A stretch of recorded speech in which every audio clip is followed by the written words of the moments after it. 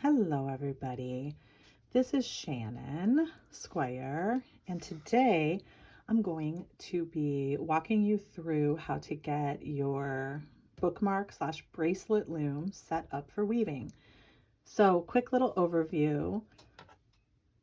These are looms that we designed as Craft Emporium along with Maria from A Needle Runs Through It.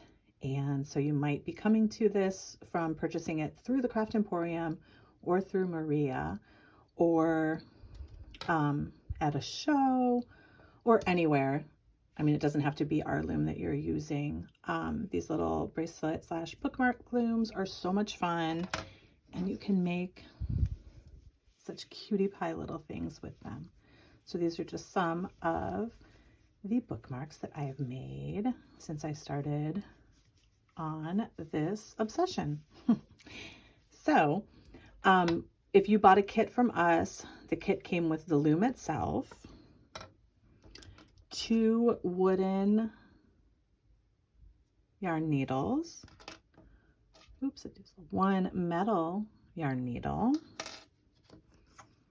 2 combs, a mini skein of yarn knitted with gems, it's a fingering weight yarn, a how-to booklet, and a carrying bag. What you're going to need to bring to the table, if you didn't get a kit with yarn, so you're going to need some yarn. You're going to need a pair of scissors. I'm a scissor hoarder. I like to have scissors in every craft bag so I don't have to ever look for them. And if you want to have fringe, I would suggest a business card. This is just a regular business card that I have folded in half, and this is a really good size.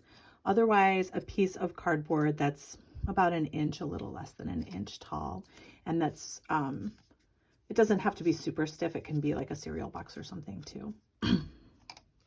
So the first iteration of these, which is likely what you're getting if you're using this soon, is just totally enclosed all along here. And so what we're going to do, I like to start warping at the top of the loom. Warp is the vertical strands of thread or yarn that you create your woven piece on. A warp needs to be strong and not too bouncy.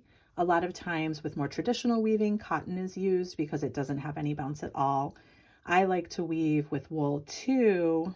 I will say that on these looms, using wool with a bit of nylon helps because it's not so bouncy. There are some superwash merinos, like a 2-ply superwash merino sometimes has a little bit too much bounce. It'll work, but probably not for your first one. I don't think I would suggest it. So what we're going to do is we're going to get our yarn. I'm using knitted with sock for this one. And you don't have to cut a length for this because we're not running it through anything, so you can use as much as you need. What I do is tie a double knot, a nice strong double knot at the top of my loom, and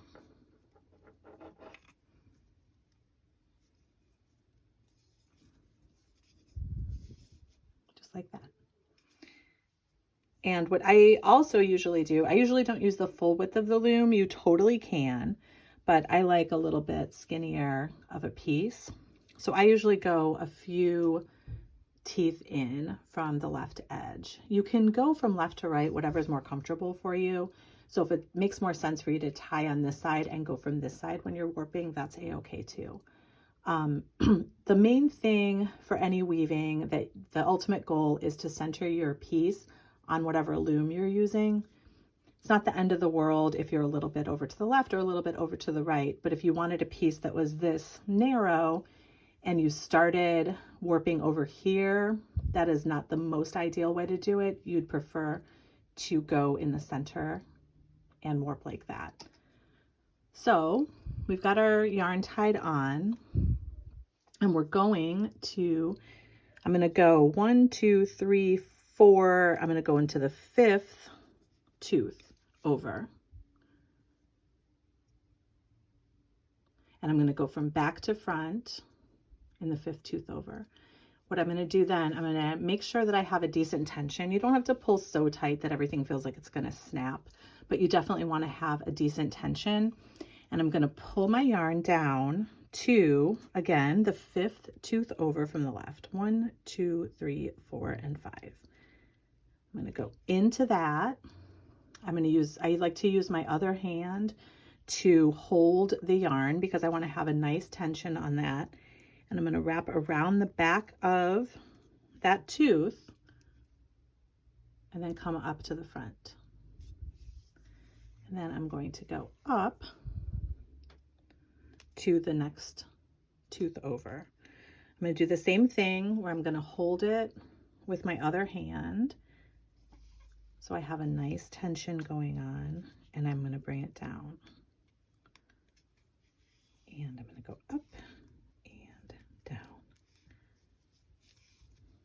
up and down.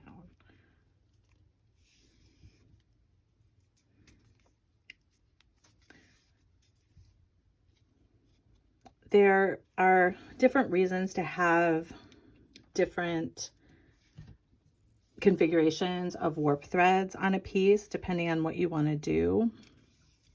You might want to have an even number of warp threads across. You might want to have an odd number of warp threads across. I always like to have an even number because I like to do just 2-strand fringe when I am finishing my piece.